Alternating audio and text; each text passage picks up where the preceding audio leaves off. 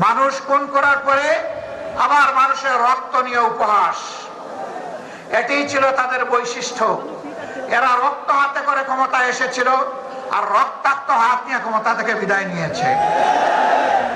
তারা ক্ষমতায় এসেছিল 9 সালে ফেব্রুয়ারি মাসের 25 এবং 26 তারিখ ঢাকার পিলখানায় তৎকালীন প্যারামিলিটারি বিডিআর এর হেডকোয়ার্টারে 2 দিনে 57 জন প্রতিশ্রুতিশীল দেশপ্রেমিক 14 সামরিক অফিসারকে তারা হত্যা করার মাধ্যমে তাদের হত্যার অভিযান শুরু করেছিল।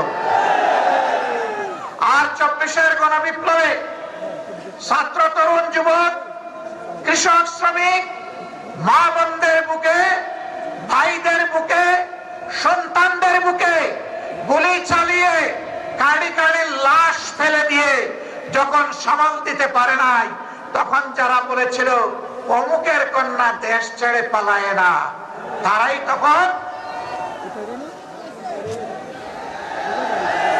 তারা কি করেছিল? জমিন দিয়ে হাঁটার, গাড়ি চালিয়ে যাওয়ার সাহস তারা হারিয়ে ফেলেছিল।